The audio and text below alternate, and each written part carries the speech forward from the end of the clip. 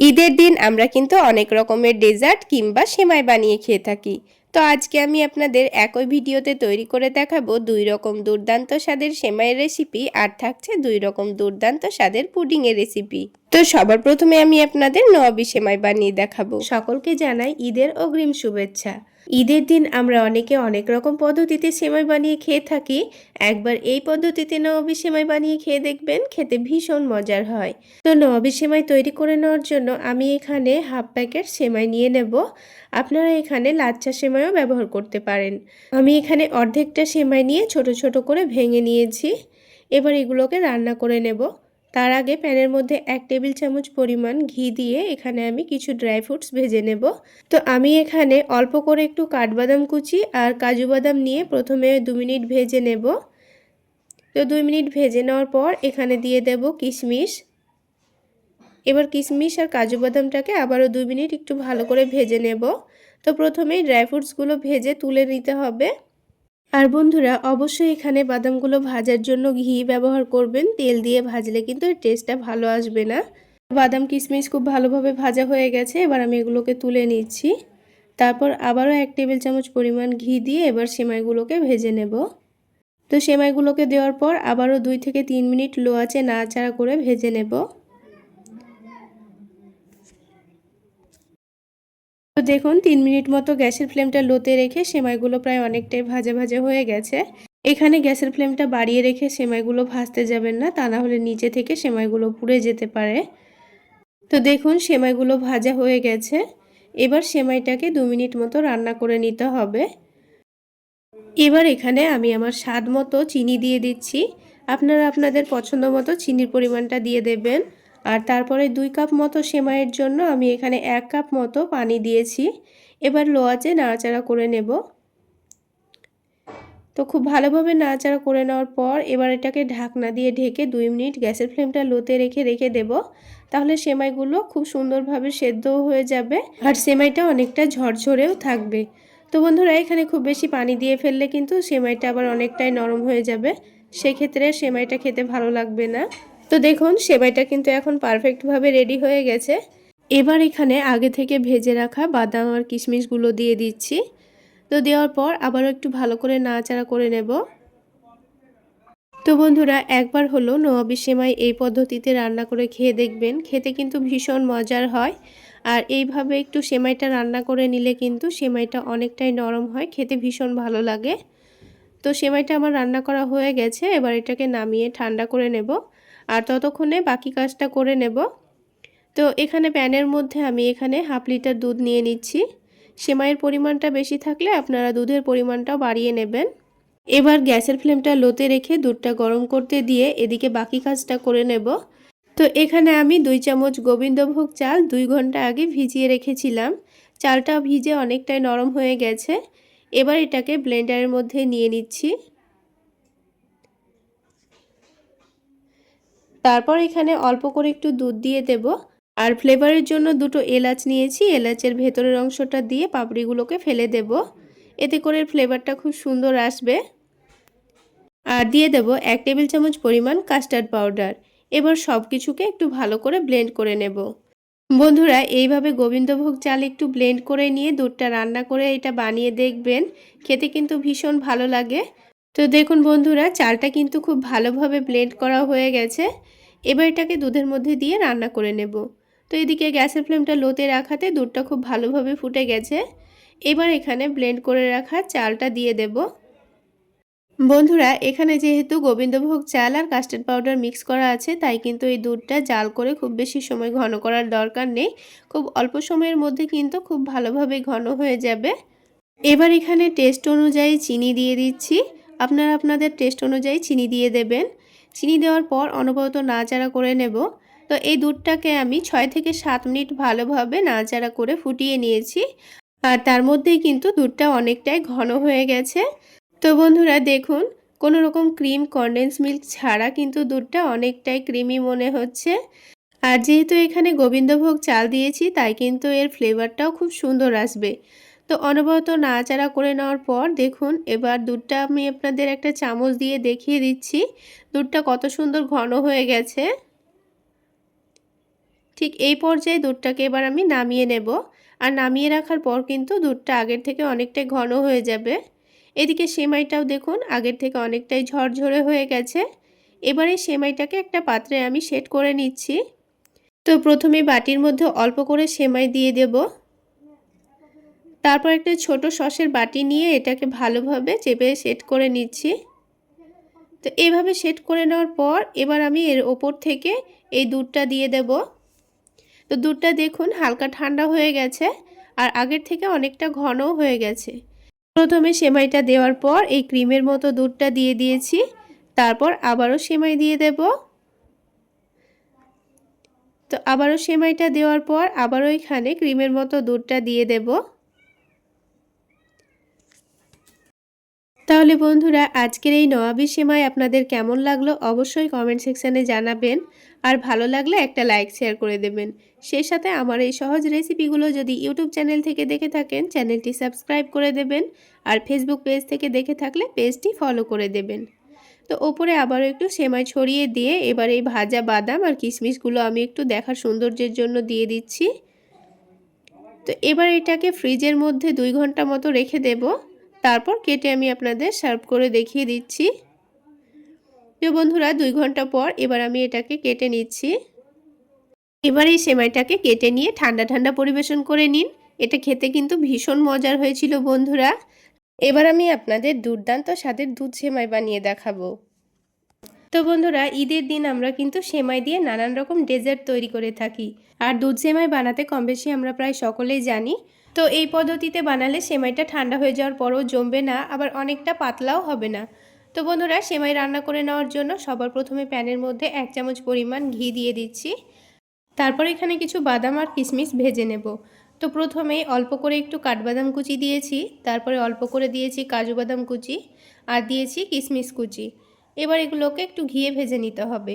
আপনারা চাইলে সাদা তেল দিয়েও ভেজে নিতে পারেন, তবে ঘি দিয়ে বাদামগুলো ভেজে নিলে কিন্তু খেতে ভীষণ ভালো লাগে। আবার বাদামগুলো না ভেজে নিলেও কিন্তু হয়। তো কিছুক্ষণ নাড়াচাড়া করে সব কিছুকে ভেজে নেব। তো খুব ভালোভাবে ভাজা হয়ে গেছে। এবার এটাকে আমি একটা বাটির মধ্যে তুলে নিচ্ছি। তো বাদাম কিশমিশগুলো তুলে এক সাইডে রেখে দিয়ে আবারও প্যানের মধ্যে 1 টেবিল চামচ পরিমাণ ঘি দিয়ে দিচ্ছি। তারপর এখানে সেমাইগুলো ভেজে নেব। তো আমি এখানে 1 কাপ পরিমাণ সেমাই নিয়েছি। এখানে সেমাইয়ের পরিমাণটা একটু মেপে নিয়ে রান্না করবেন, তাহলে কিন্তু দুধের পরিমাপটা আপনারা বুঝতে পারবেন। এবার গ্যাসের ফ্লেমটা লোতে রেখে 3 থেকে 4 মিনিট সময় নিয়ে আমি সেমাইগুলোকে ভেজে নিচ্ছি। তো একটু ভালোভাবে কালার চলে আসলে কিন্তু হয়ে যাবে। তো সেমাইটার খুব সুন্দর কালার চলে এসছে। এবার এটাকে নামিয়ে রেখে দিয়ে অন্য একটা প্যানের মধ্যে 1 লিটার দুধ নিয়ে নিচ্ছি। তারপর এখানে দুধটা হালকা গরম হয়ে গেলে 3 টেবিল চামচ পরিমাণ গুঁড়ো দুধ দিয়ে দিয়েছি। এবার দুধটাকে জাল দিয়ে অনবরত নাড়াচাড়া করে নেব। এখানে দুধটা কিন্তু আগে থেকে ভালোভাবে জাল করে নেওয়া ছিল। এখানে 1 কাপ পরিমাণ সেমাইয়ের জন্য কিন্তু 1 লিটার দুধ লাগবে। তাতেই কিন্তু খুব সুন্দর পারফেক্ট সেমাইটা তৈরি হয়ে যাবে। এবার এখানে সুন্দর একটা ফ্লেভারের জন্য দিয়ে দিচ্ছি একটা দারুচিনি, দুটো দিয়েছি এলাচ আর দিচ্ছি দুটো লবঙ্গ। আপনারা যদি এখানে লবঙ্গ না দিতে চান না দিলেও হবে। এবার এখানে 1 কাপ পরিমাণ চিনি দিয়ে দিচ্ছি। আমি এখানে 1 কাপ পরিমাণ সেমাই নিয়েছি, সেই জন্য 1 কাপ পরিমাণ চিনি দিয়েছি। আর এই 1 কাপ চিনিতেই কিন্তু মিষ্টির টেস্টটা আমার কাছে পারফেক্ট মনে হয়েছে। তবে আপনারা আপনাদের চিনির টেস্টটা পরিমাণ মতো কমিয়ে বা বাড়িয়ে নিতে পারেন। এবার দুধটা আবারও খুব ভালোভাবে ফুটে গেলে এবার এখানে সেমাইটা দিয়ে দেব। আর দুধটা জাল করে নেওয়ার সময় কিন্তু অনবরত নাড়াচাড়া করে নিতে হবে, তা না হলে কিন্তু দুধটা নিচে বসে গিয়ে পুড়ে যেতে পারে। এবার এখানে সেমাইটা দিয়ে দিলাম, তারপর আবারও নাড়াচাড়া করে নিতে হবে। আর এই সেমাইটা রান্না করতে কিন্তু আমার 6 থেকে 7 মিনিট সময় লেগে গেছে। তো এইভাবেই গ্যাসের ফ্লেমটা বাড়িয়ে রেখে আমি এই সেমাইটাকে রান্না করে নিয়েছি আর অনবরত নাড়াচাড়া করে নিয়েছি। তাহলে এই সেমাইটা নিচে থেকে লেগেও যাবে না, আবার খুব সুন্দর সেদ্ধও হয়ে যাবে। এবার সেমাইটা যখন প্রায় সেদ্ধ হয়ে এসেছে তখন এখান থেকে আমি মশলাগুলোকে তুলে ফেলে দিচ্ছি, তা না হলে দাঁতের নিচে পড়লে তখন আবার খেতে ভালো লাগবে না। এবার সেমাইটা সেদ্ধ হয়ে গেছে আর এই সেমাইয়ের মধ্যে যখন হালকা পাতলা ভাব থাকবে তখনই কিন্তু এটাকে নামিয়ে নিতে হবে। তো নামানোর আগে ভেজে রাখা বাদাম কিশমিশগুলো দিয়ে দিলাম। তারপর আবারও 2 মিনিট নাড়াচাড়া করে নেব। তো দেখুন 2 মিনিট নাড়াচাড়া করে নেওয়ার পর সেমাইটা কিন্তু অনেকটা পাতলা আছে, খুব বেশি ঘন হয়নি। ঠিক এই পর্যায়ে আমি এটাকে নামিয়ে রেখে দেব, তা না হলে সেমাইটা ঠান্ডা হয়ে যাওয়ার পর কিন্তু অনেকটাই জমে যাবে। তো দেখুন সেমাইটা এখন ঠান্ডা হয়ে গেছে। এবার আমি এটাকে আলাদা একটা বাটির মধ্যে ঢেলে আপনাদের দেখিয়ে দিচ্ছি। সেমাইটা কিন্তু এখন পুরোপুরি ঠান্ডা হয়ে গেছে, আর এটা কিন্তু আগের থেকে অনেকটাই ঘন হয়ে গেছে, আর কিন্তু খুব বেশি জমেও যায়নি, আবার অনেকটা পাতলাও নেই। তো আপনারা দেখে নিশ্চয়ই বুঝতে পারছেন সেমাইয়ের কনসিস্টেন্সিটা ঠিক কেমন রয়েছে।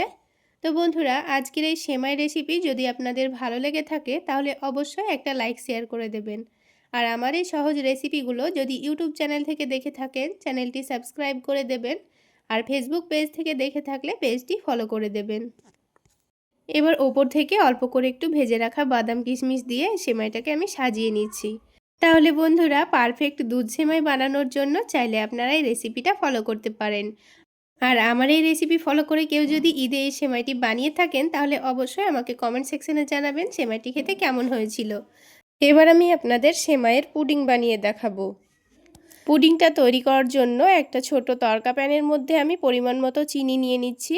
প্রথমেই কিন্তু আমাদের ক্যারামেলটা তৈরি করে নিতে হবে। তো গ্যাসের ফ্লেমটা এখন লোতে করে দেব, আর দেখুন আস্তে আস্তে চিনিটা কিন্তু গলতে শুরু করবে। এই পর্যায়ে কিন্তু গ্যাসের ফ্লেমটা বাড়িয়ে একদম রাখা যাবে না, তা না হলে ক্যারামেলটা পুড়ে যাবে, তখন কিন্তু পুডিংটা খেতে তেতো লাগতে পারে। তাই অবশ্যই লক্ষ্য রেখে ক্যারামেলটা তৈরি করে নিতে হবে। গ্যাসের ফ্লেমটা লোতে করে দিয়ে দেখুন কিছুক্ষণের মধ্যেই চিনিটা কিন্তু অনেকটাই গলে গেছে। তো ক্যারামেল কিন্তু আমাদের এখন রেডি হয়ে গেছে। এখন যে পাত্রে পুডিংটা তৈরি করে নেব সেই পাত্রের সাথে সাথেই ঢেলে দেব, দিয়ে এটাকে তাড়াতাড়ি সেট করে নিতে হবে, তা না হলে ঠান্ডা হয়ে গেলে কিন্তু এটা জমে যাবে। তো দেখুন একটা আমি কেক মোল্ডের মধ্যে এটাকে ঢেলে নিয়েছি, তারপর এটাকে এক সাইডে রেখে দেব। আর পুডিংটা তৈরি করে নেওয়ার জন্য আমি এখানে একটা ছোট বাটি মেপে সেমাই নিয়ে নিয়েছি। আপনারা আপনাদের পছন্দ মতো যে কোনো সেমাই নিতে পারেন, তবে যদি ভাজা সেমাই হয় তাহলে এখানে না ভাজলেও হবে। তো আমার এখানে কিন্তু সেমাইটা ভাজা ছিল না, সেই জন্য অল্প একটু ঘি দিয়ে সেমাইটাকে ভেজে নেব। গ্যাসের ফ্লেমটা লোতে করে দিয়ে সেমাইটাকে কিছুক্ষণের জন্য ভেজে নেব। কালারটা একটু চেঞ্জ হয়ে গেলে কিন্তু হয়ে যাবে। তো দেখুন সেমাইটা কিন্তু হালকা গোল্ডেন কালার চলে এসছে। এখন কিন্তু সেমাইটা আমাদের ভাজা হয়ে গেছে। এবার এটাকে এখন সাইডে রেখে দেব। এবার নিয়ে নিচ্ছি একটা মিক্সিং জার, তার মধ্যে দিয়ে দেব দুটো ডিম। ডিমের পরিমাণটা আপনারা চাইলে বাড়িয়েও নিতে পারেন। এবার যে বাটি মেপে আমি সেমাই নিয়েছিলাম সে বাটি মেপে 3 বাটি মতো দুধ নিয়ে নিচ্ছি। আর দুধটা আগে থেকে জাল করে ঘন করে নিয়েছি। আর দুধটা কিন্তু রুম টেম্পারেচারে থাকায় নিতে হবে, গরম থাকলে হবে না। তার সাথে টেস্ট অনুযায়ী চিনি দিয়ে দিতে হবে, আর দিয়ে দেব 1 টেবিল চামচ মতো কাস্টার্ড পাউডার। কাস্টার্ড পাউডার দিলে কিন্তু খেতে ভীষণ ভালো হয়, তবে হাতের কাছে না থাকলে না দিলেও চলবে। আর খুব সুন্দর একটা ফ্লেভারের জন্য দিয়ে দিচ্ছি ভ্যানিলা এসেন্স। যেহেতু এর মধ্যে আমি ডিম ব্যবহার করেছি তাই কিন্তু এখানে ভ্যানিলা এসেন্সটা দিলে একটুও ডিমের কাঁচা গন্ধটা লাগবে না। তাছাড়া আপনাদের হাতের কাছে যদি না থাকে তাহলে অল্প একটু এলাচের গুঁড়োও দিয়ে দিতে পারেন, তাহলেও কিন্তু ডিমের গন্ধ লাগবে না। এবার দেখুন সব কিছু ভালোভাবে আমি ব্লেন্ড করে নিয়েছি। তারপর যে পাত্রে ক্যারামেলটা আমি তৈরি করে রেখেছিলাম সেই পাত্রে মিশ্রণটা ঢেলে দিয়েছি। আর এইদিকে ভাজা সেমাইটা কিন্তু এবার এর মধ্যে দিয়ে দেব। তো পুরো ভাজা সেমাইটাই দিয়ে দিলাম, দিয়ে এটাকে ভালোভাবে নাড়াচাড়া করে মিশিয়ে নেব। তো ব্যাস, পুডিংয়ের জন্য আমাদের মিশ্রণটা কিন্তু এখন রেডি। এবার এটাকে একটু ভাপিয়ে নেব, তাহলেই হয়ে যাবে। তো ভাপিয়ে নেওয়ার জন্য আমি এখানে একটা ফয়েল পেপার দিয়ে ভালোভাবে ঢেকে দিচ্ছি। আপনারা চাইলে যে কোনো প্লেট দিয়েও ঢেকে দিতে পারেন। এবার এটাকে আমি 20 মিনিট মতো ভাপিয়ে নেব। 20 মিনিটের মধ্যে কিন্তু সেমাইটা খুব সুন্দর সেদ্ধও হয়ে যাবে, আর পুডিংটা খুব সুন্দর সেট হয়ে যাবে। তো তার জন্য কড়াইয়ের মধ্যে পরিমাণ মতো পানি দিয়ে একটা স্ট্যান্ড দিয়ে এটাকে রেখে দিয়েছি, দিয়ে ঢাকনা দিয়ে ঢেকে 20 মিনিট মতো আমি রান্না করে নিয়েছি। তো প্রথমে 15 মিনিট পর আমি চেক করে নিচ্ছি পুডিংটা তৈরি হয়ে গেছে কিনা। তো এখন কিন্তু আমি গ্যাসের ফ্লেমটা বন্ধ করিনি, শুধু চেক করার জন্য গ্যাসের ফ্লেমটা কমিয়ে রেখেছি। এখন পুডিংটাকে একটা ছুরি দিয়ে আমি চেক করে নিচ্ছি। তো পুডিংটা দেখুন পুরোপুরি কিন্তু এখনও রান্না হয়নি, এটাকে আরও 5 মিনিট আমি রান্না করে নেব। তো পুরোপুরি কিন্তু 20 মিনিটই সময় লেগেছে পুডিংটা তৈরি হতে। তো পুডিংটা নামিয়ে রেখে হালকা ঠান্ডা করে নেওয়ার পর এটাকে ডিমোল্ড করে নেওয়ার জন্য ছুরি দিয়ে চারি সাইডটা একটু ভালোভাবে ছাড়িয়ে নিচ্ছি। এইভাবে চারিদিকটা ছাড়িয়ে নিলে কিন্তু খুব সুন্দরভাবে এটাকে বার করে নেওয়া যায়। তো দেখুন এক সাইডে একটা প্লেট দিয়ে দিয়েছি, এবার এটাকে আমি ডিমোল্ড করে নেব। তো দেখুন বন্ধুরা, কত সহজেই পুডিংটা বার হয়ে গেল। এবার দেখতে দেখুন কতটা লোভনীয় হয়েছে। এখন পুডিংটাকে কিন্তু আমি ফ্রিজে রেখে ঠান্ডা করে নিয়েছি। তারপর এটাকে কেটে আমি পরিবেশন করে নিচ্ছি। তো বন্ধুরা, ইফতারেই হোক কিংবা ঈদের দিন আপনারা একবার হলো আমার রেসিপিটি ফলো করে ঠান্ডা ঠান্ডা এই পুডিংটি বানিয়ে খেয়ে দেখবেন। খেতে ভীষণ মজার হয়, আর বিশেষ করে বাচ্চারা তো এটা খুবই মজা করে খাবে। একবার হলো বানিয়ে খেয়ে দেখবেন, খেতে ভীষণ ভালো লাগে। এবার আমি আপনাদের ক্যারামেল ব্রেড পুডিং বানিয়ে দেখাবো। তার জন্য আমাদের পাউরুটি আর ডিম লাগবে। তো পুডিংটা তৈরি করে নেওয়ার জন্য সবার প্রথমে আমি ক্যারামেল তৈরি করে নেব। তার জন্য একটা প্যানের মধ্যে 1/3 কাপ চিনি নিয়ে নিয়েছি। এবার গ্যাসের ফ্লেমটা মিডিয়ামে রেখে কিছুক্ষণ অপেক্ষা করতে হবে, তাহলে দেখবেন চিনিটা খুব ভালোভাবে গলে আসছে। আর চিনিটা যখন হালকা গলে যাবে তখন এটাকে খুব ভালো করে নাড়াচাড়া করে নিতে হবে। আর লক্ষ্য রাখতে হবে এই ক্যারামেলটা যেন না পুড়ে যায়। ক্যারামেলটা পুড়ে গেলে কিন্তু পুডিংটা খেতে একেবারে ভালো লাগবে না, তাই লক্ষ্য রেখে ক্যারামেলটা তৈরি করে নিতে হবে। তো ক্যারামেলটা খুব ভালোভাবে তৈরি হয়ে গেছে। এবার যে পাত্রে আমি পুডিংটা তৈরি করব সেই পাত্রে ক্যারামেলটাকে সাথে সাথেই ঢেলে নিতে হবে, তা না হলে কিন্তু ক্যারামেলটা সাথে সাথেই জমে যাবে, তখন কিন্তু এই পাত্রে এইভাবে ছড়িয়ে নেওয়া হবে না। এবার এটাকে এক সাইডে রেখে দেব। তারপর আমি এখানে পাউরুটি নিয়ে নিয়েছি। আমার হাতের কাছে এরকম দুটো পাউরুটি ছিল, তাই এটা দিয়েই আমি ব্রেড পুডিংটা তৈরি করে নেব। আপনাদের হাতের কাছে না থাকলে আপনারা স্লাইস ব্রেড দিয়েও তৈরি করে নিতে পারবেন। দেখুন পাউরুটিটা কিন্তু অনেকটাই সফট, নরম, আর খেতেও কিন্তু ভীষণ টেস্টি। এটা দিয়ে পুডিংটা তৈরি করে নিলে কিন্তু খেতে দারুণ টেস্টি হবে। তো এই পাউরুটিটাকে আমি ছোট ছোট পিস করে কেটে নিচ্ছি। আর বন্ধুরা, আপনাদের হাতের কাছে যে কোনো ব্রেড থাকলেই আপনারা এই পুডিংটা তৈরি করে নিতে পারবেন। তো এই পাউরুটিটাকে খুব ভালোভাবে কেটে নিয়েছি। এবার আমাদের এই পাউরুটিটাকে একটু ভিজিয়ে রাখতে হবে। তো তার জন্য একটা বড় মিক্সিং বোলের মধ্যে পাউরুটিগুলো নিয়ে নিয়েছি। এবার এখানে 2 কাপ পরিমাণ দুধ নিয়ে নেব। আর এই দুধটাকে আগে থেকে ভালোভাবে জাল করে নিয়ে ঠান্ডা করে নিয়েছি, তারপর এই ব্রেডের মধ্যে দিয়েছি। এখানে কিন্তু দুধটাকে কোনো রকমভাবে জাল করে ঘন করার দরকার নেই, হালকা গরম করে ঠান্ডা করে নিলেই কিন্তু হয়ে যাবে। এবার দুধটা দেওয়ার পর আমি এটাকে 5 মিনিট মতো ভিজিয়ে রাখবো। 5 মিনিটের মধ্যেই কিন্তু পাউরুটিটা খুব ভালোভাবে গলে যাবে। দেখুন দুধটা দেওয়ার মাত্রই কিন্তু পাউরুটিটা অনেকটাই নরম হয়ে গেছে। এবার এটাকে এক সাইডে সরিয়ে রেখে একটা বড় দেখে মিক্সিং জার নিয়ে নিয়েছি। তারপর এখানে 1/2 কাপ পরিমাণ চিনি নিয়ে নিচ্ছি। চিনির পরিমাণটা আপনারা আপনাদের টেস্ট অনুযায়ী এখানে দিয়ে দেবেন। তারপর এখানে 4টা ডিম নিয়ে নিয়েছি। যেহেতু আমি এখানে মিডিয়াম সাইজের দুটো ব্রেড নিয়েছি, তাই আমাদের 4টা ডিম লাগবে। যদি ব্রেডের পরিমাণ কম থাকে তাহলে ডিমের পরিমাণটাও কমিয়ে নেবেন। এবার চিনি আর ডিমটাকে একটু ভালোভাবে ব্লেন্ড করে নিয়েছি। ব্লেন্ডারের মধ্যে ব্লেন্ড করে নিলে সময়টা কম লাগবে। যদি আপনাদের হাতের কাছে ব্লেন্ডার না থাকে তাহলে আপনারা হ্যান্ড উইক্স বা কাঁটা চামচ দিয়ে প্রথমে ডিম আর চিনিটাকে ভালোভাবে ফেটিয়ে নেবেন। তো ডিম আর চিনিটা ভালোভাবে ব্লেন্ড করা হয়ে গেছে, আর এদিকে পাউরুটিটাও কিন্তু অনেকটাই নরম হয়ে গেছে। এবার এই পাউরুটিটাকেও একসঙ্গে ব্লেন্ড করে নেব। তো পুরো পাউরুটিটাই আমি এখানে এবার ব্লেন্ডারের মধ্যে দিয়ে দেব। তো পুরো পাউরুটিটা দেওয়া হয়ে গেছে। এবার এখানে 1/2 টেবিল চামচ পরিমাণ ভ্যানিলা এসেন্স দিয়ে দিচ্ছি। ভ্যানিলা এসেন্সটা হাতের কাছে থাকলে দেওয়ার চেষ্টা করবেন, তা না হলে অবশ্যই এখানে অল্প করে একটু এলাচের গুঁড়ো দিয়ে দেবেন। এতে করে ডিমের স্মেলটা আসবে না, খেতে ভীষণ ভালো লাগবে। তো সব কিছু একসঙ্গে ব্লেন্ড করা হয়ে গেছে। এবারে মিশ্রণটাকে ভালোভাবে ছেঁকে নিতে হবে। মিশ্রণটা ছেঁকে নিলে কিন্তু পুডিংটা খুবই সফট স্মুথ তৈরি হবে, এর মধ্যে একটুও ফাটল তৈরি হবে না। এবার যে ক্যারামেলটা যে মোল্ডে আমি সেট করে রেখেছিলাম তার মধ্যেই এই মিশ্রণটা ছেঁকে দিয়ে দিতে হবে। অবশ্যই ছেঁকে নিয়ে দিবেন, তাহলে পুডিংটা সফট তৈরি হবে, এর মধ্যে দানা দানা ভাব থাকবে না। দেখুন এটা ছেঁকে নেওয়ার পর কিন্তু অনেকটাই দানা দানা বেরিয়েছে। তো এবার এগুলোকে ফেলে দেব।